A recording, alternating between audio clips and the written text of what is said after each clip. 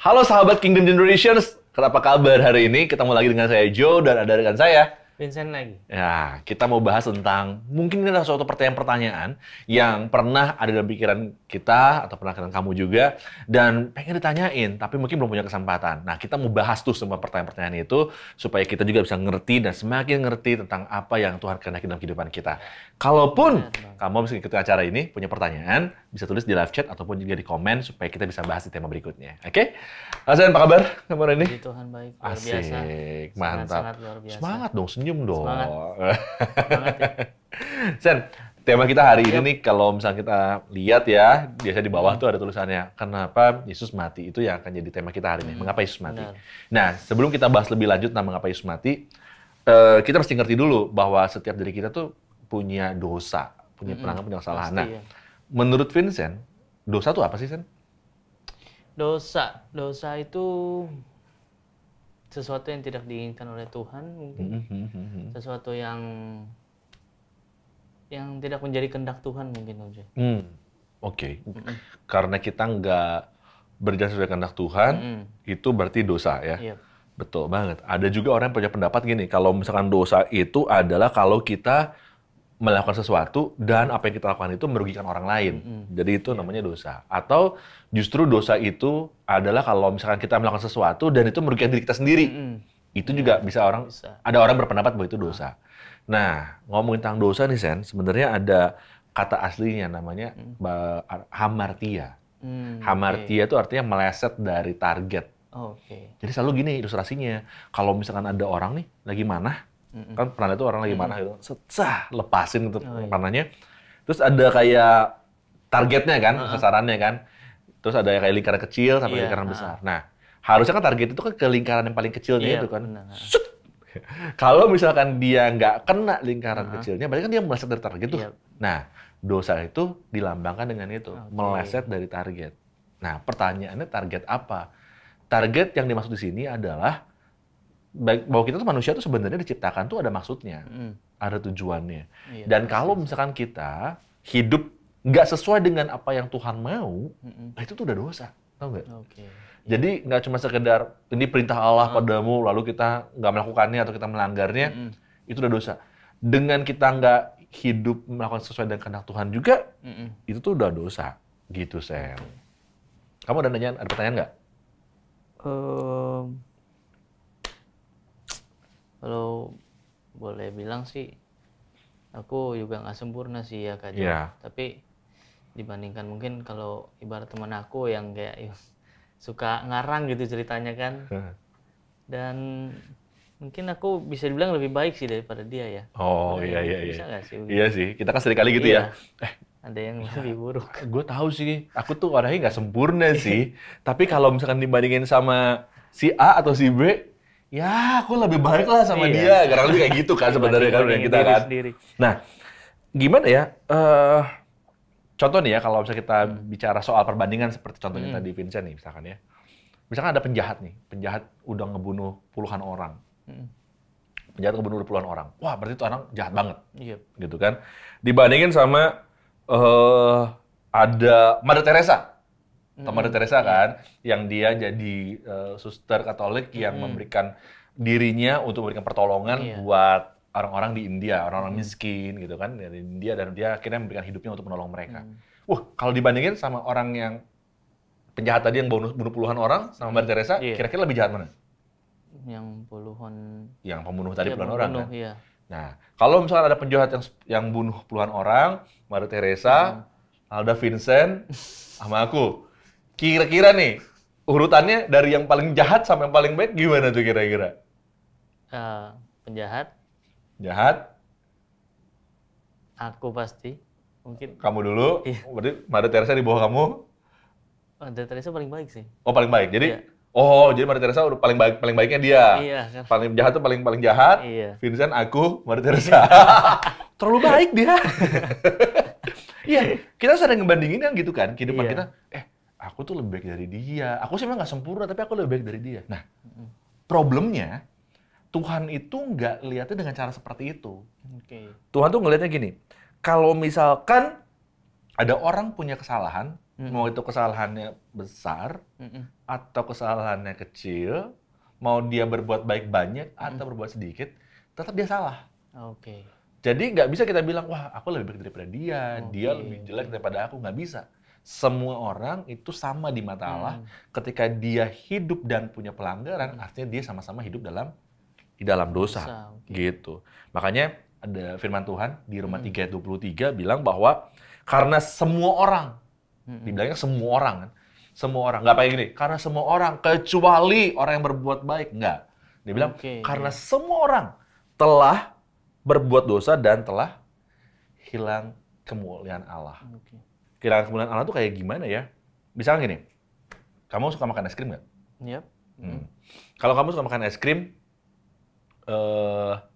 bayangin kamu lagi pegang es krim, coba pegang tangannya gini. Nah ya, pegang tangannya gitu, oke. Terus kita jalan berdua nih makan es krim berdua. Terus tiba-tiba nih lagi makan es krim gitu, ada kotoran binatang, ada kotoran burung nih. Gitu. Nah, terus saya lihat, hah? Kira-kira makan nggak, Sen?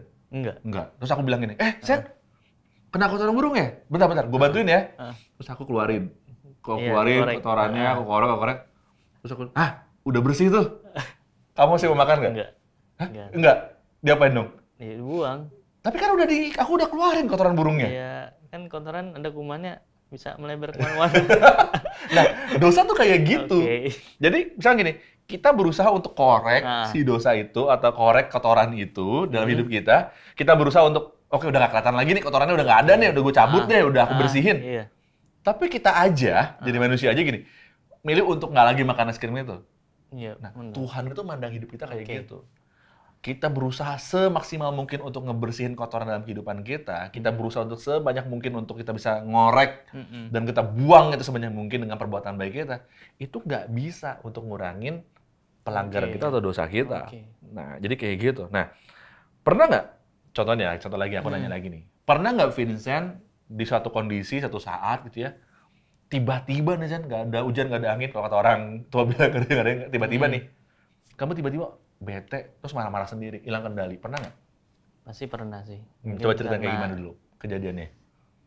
Ya mungkin karena pelajaran, terus mungkin karena dulu kan emang sering dimarahin mama kan, terus juga ya semua dari sisi sini, pokoknya kayak semua marahin ya pasti pernah sih Om Jo. Dan itu aku beneran nangis sih kayaknya. Kenapa ya tiba-tiba kamu kayak kehilangan kendali gitu kan yang kamu pikirin kan? Perasaan aku udah coba apa ya, kok tiba-tiba tadinya mungkin kamu dari luar rumah, keadaannya lagi happy, lagi sukacita, tiba-tiba berubah, kamu nggak bisa kendali, tiba-tiba kamu jadi larut sama kemarahan aja, ya mungkin yang lagi nyaksiin Kina Generation juga pernah ngerasain gitu ya, suatu kondisi di mana kamu tadinya mungkin lagi sukacita, baru 1 menit yang lalu gitu ya, di luar rumah atau di luar kantor atau di luar kampus ngerasa sukacita, tiba-tiba kamu tiba-tiba punya perasaan nggak bisa kendaliin diri kamu dan kamu marah-marah, bete, jengkel, kesel dan meluapin semua kemarahan kamu secara tiba-tiba. Tahu nggak kenapa itu? Itu karena dosa pengaruhin kita. Sebegitu kuatnya dosa sehingga seringkali kita sendiri nggak bisa mengendalikan diri kita. Itulah kekuatan dosa. Bisa mengubah mindset gitu ya. Iya, aneh kan ya? Jadi kayak tiba-tiba langsung aneh banget ya. Aneh banget. Contoh kayak anak kecil, anak bayi lahir. Bayi kan dia belum punya pengaruh apa-apa ya, karena dia baru lahir kan. Tapi coba kalau misalkan kamu ngambil, dia lagi pegang mainan nih, terus kamu ambil mainannya, apa biasanya yang bayi itu lakukan? Nangis. Marah kan? Nangis sih. Kesel. Dia ambil, baru kamu jadi bayi. Dia marah kan gitu kan? Iya, kesel. Kenapa ya? Gak ada yang ngajarin loh. Nanti kalau misalnya ada orang ngambil, kalau ada Ari ngambil, marah ya. Gak gitu kan? Tapi tiba-tiba ada ya bayi kalau misalkan mainan diambil, apa yang dia suka diambil dari dia, langsung dia marah. Itu spontannya dia. Nah, itu juga yang terjadi sama kehidupan kita. Dosa itu udah sedemikian rupa menguasai kehidupan kita, dan seringkali kita nggak bisa kendaliin hidup kita karena hidup kita dikendalikan sama yang namanya dosa, gitu ya. Nah, ini dikuatin sama firman Tuhan di Roma 7 ayat 15. Firman Tuhan bilang gini, karena bukan apa yang aku kehendaki yang aku perbuat, tetapi apa yang aku benci, itulah yang aku perbuat. Seringkali gini, kita tuh coba untuk ngelakuin yang terbaik dalam kehidupan kita. Tapi kok bisanya kita malah ngelakuin yang jahat yang nggak berkenan dari depan Tuhan ya. Saya sih pengen ngelakuin yang baik. Gitu, Sen. Tapi justru kita malah ngelakuin yang jahat. Sama seperti tadi pengalaman Sen tadi ya.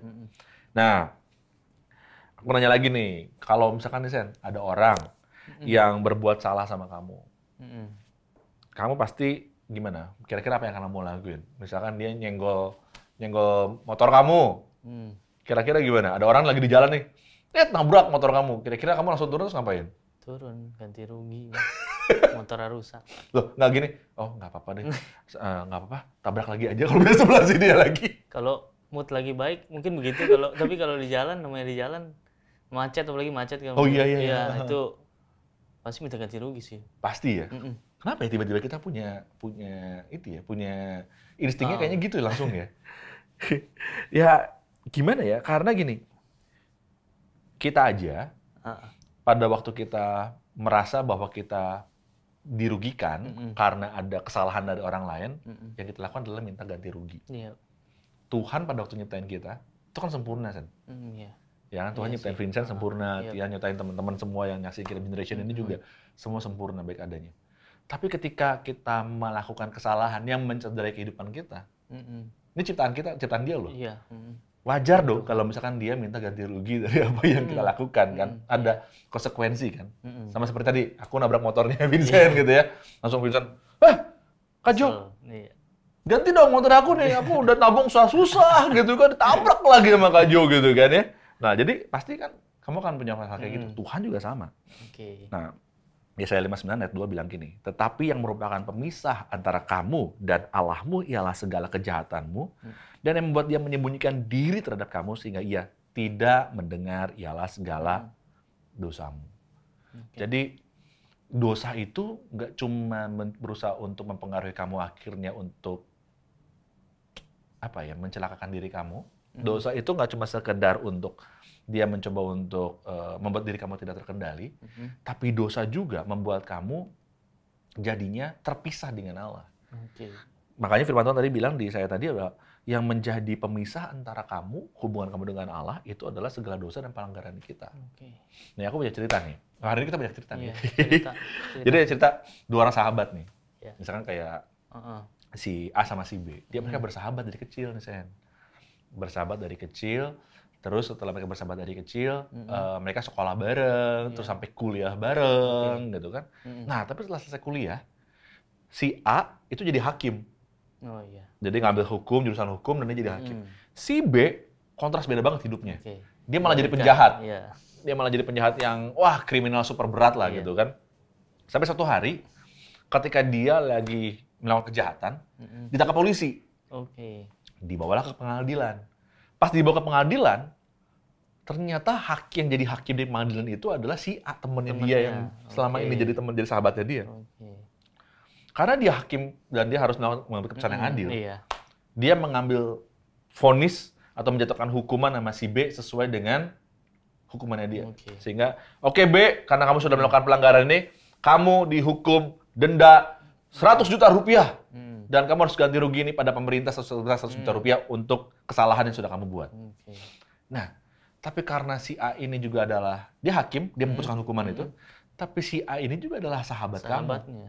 Sehingga ketika sudah selesai pengadilan, dia deketin si B, lalu dia bilang gini, dia tulis cek 100 juta, dan si A bilang, apa yang tadi dituduhkan ke kamu, ini aku bayar sebagai ganti rugi. Itu yang Tuhan lakuin sama kita, Sen. Kita punya dosa, kita udah merusak apa yang sudah Tuhan percayakan, meleset dari apa yang sudah Tuhan berikan. Seharusnya kita punya hukuman. Ada ganti rugi yang harus kita bayar sama Tuhan kan. Tapi apa yang Tuhan lakuin adalah harus ada hukuman kan. Karena Tuhan itu adil. Artinya gini, bahwa setiap manusia itu sudah berdosa dan kehilangan kemuliaan Allah. Ketika kita dosa, kita kena hukuman. Tapi kalau kita percaya pada Kristus, percaya pada Yesus sebagai Tuhan dan Juru Selamat kita, dia bukan hanya sekedar jadi hakim yang adil, yang menjatuhkan hukuman atas kita, tapi dia juga adalah sahabat yang baik, dia adalah Bapa yang baik, yang mengganti. Dia ganti pelanggaran yang seharusnya kamu bayarkan, tapi dia yang akhirnya tanggung dosa itu, Sen. Gitu. Gimana, Sen? Apa yang kamu tanyain? Dosa, misalnya kita buat dosa nih, Om Jo. Iya. Terus misalnya hari ini aku buat dosa, terus besok buat buat perbuatan baik gitu. Iya. Itu bisa diganti emang apa? Bisa terbayar atau? Itu seru tuh. Apakah kalau misalkan kamu udah berbuat dosa, terus kamu coba bayar dengan perbuatan baik? Atau nggak usah perbuatan baik deh, kalau perbuatan baik kita udah pernah bahas ya, karena perbuatan baik itu kan nggak bisa menyempurnakan atau menyelesaikan dosa kita. Misalkan gini, kamu jadi rajin sembahyang, kamu jadi makin rajin doa, kamu malah rajin untuk, ibadah makin rajin gitu loh. Nah kira-kira nih dengan semua yang kamu, ritual keagamaan yang kamu lakukan itu kira-kira bisa menghapus dosa kamu nggak? Itu mungkin pertanyaannya ya. Iya benar, kayak gitu semacam itu. Aku jawabnya dengan ini lagi, dengan cerita lagi. Di budaya bangsa Israel, ya di aturan hukum bangsa Israel, itu pada waktu kalau misalnya kita baca di Perjanjian Lama, setiap kesempatan ada namanya korban pengganti dosa. Jadi yang dilakukan adalah ada domba, dan domba itu diperiksa, domba itu nggak boleh ada cacat, gitu ya. Dan misalkan kamu punya kesalahan, punya pelanggaran, punya sakit, sekali sakit pun gitu ya, maka imam dari bait suci itu, dia akan memindahkan dosa kamu itu kepada domba yang kamu bawa, yang kamu persembahkan itu. Jadi domba ini sebagai pengganti dari pelanggaran yang kamu buat. Itu yang terjadi di budaya Israel pada saat itu.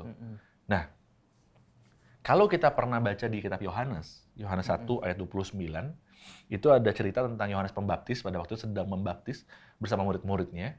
Lalu dia lihat Yesus pada waktu itu, datang menghampiri dia. Yang Yohanes katakan gini, Yohanes 1 ayat 29. Yohanes melihat Yesus datang kepadanya, dan ia berkata, "Lihatlah, anak domba Allah yang menghapus dosa dunia." Dia ngelihat Yesus bukan sebagai, wah ini pengajar baru nih. Dia nggak lihat Yesus sebagai, wah ini kayaknya nabi nih yang harus kita puji-puji. Tapi dia ngelihat Yesus memperkenalkan pada semua banyak orang adalah gini, lihat anak domba Allah yang menghapus dosa dunia. Artinya gini, kalau dulu bangsa Israel, pada waktu ada orang bangsa Israel yang, umat Israel yang punya dosa, imamnya langsung memindahkan dosa itu kepada binatang, kepada domba yang tidak bercacat.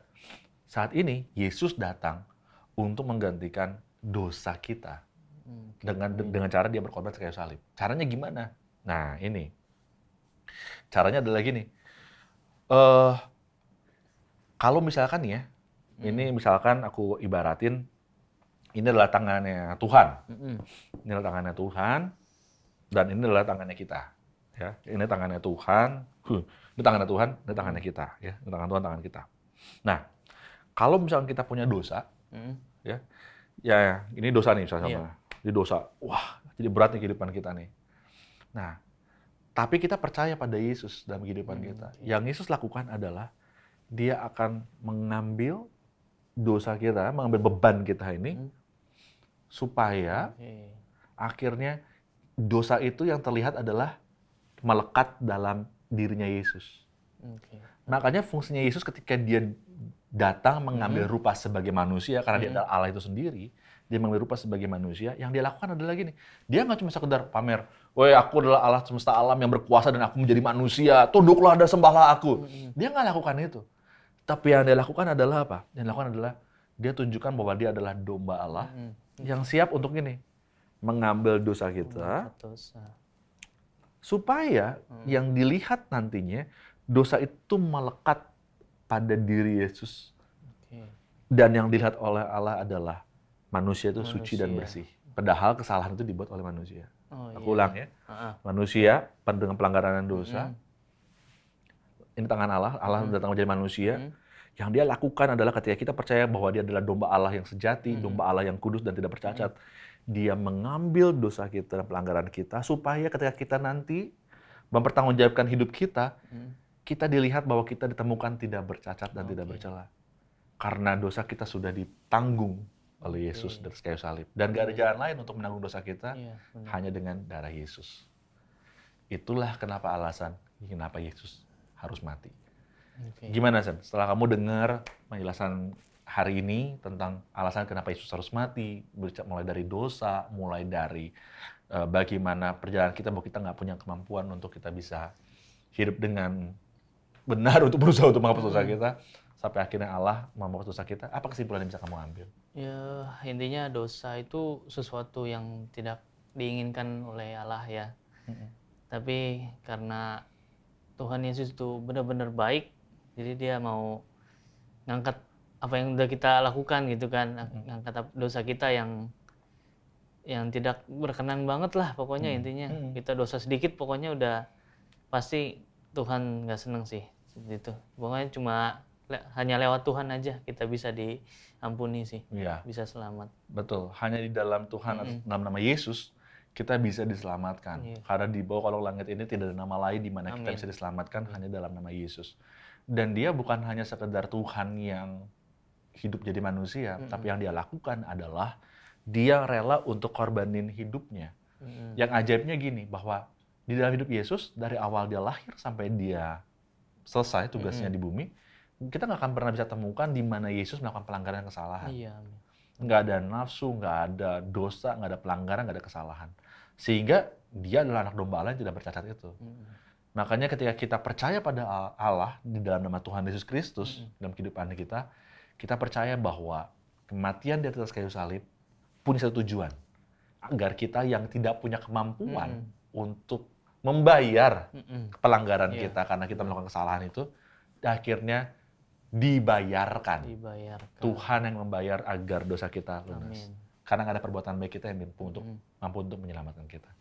Nah, sebagai Kingdom Generation, kalau kamu mungkin merasa bahwa selama ini kamu ngerasa, aduh aku udah ngelakuin banyak hal nih untuk aku bisa lepas dari masalahku. Aku udah coba berbagai macam cara untuk gimana ya aku bisa lepas dari kehidupan aku yang sia-sia. Aku punya dosa, aku punya hal yang mengikat dan aku rasanya nggak bisa lepas dan susah untuk lepas.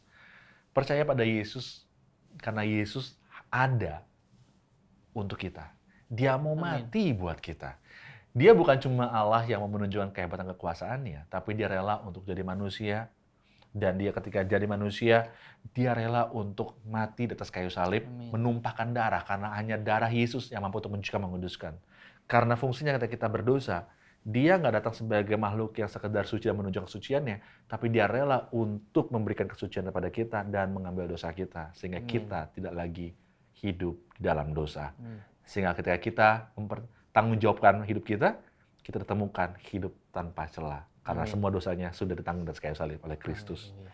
Hari ini, kalau kamu nonton atau melihat acara ini bukan suatu kebetulan, karena Yesus secara pribadi mau menyentuh hidupmu dan dia mengundang kamu untuk menerima dia sebagai Tuhan dan Juru Selamat yang hidup. Hari ini, saya mau mengundang kamu yang menonton acara ini untuk kita sama-sama berdoa dan menerima Kristus dalam kehidupan kamu.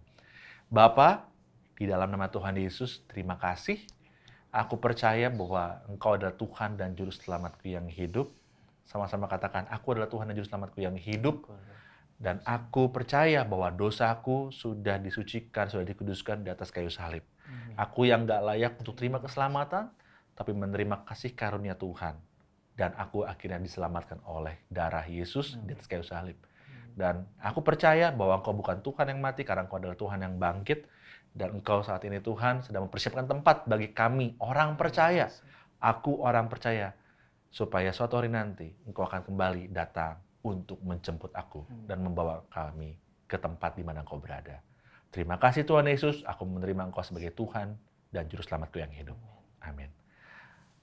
Sobat Kingdom Generations, selamat datang di dalam kehidupan yang baru bersama Tuhan. Dan percayalah bahwa kehidupan dalam Yesus adalah kehidupan yang penuh dengan sukacita.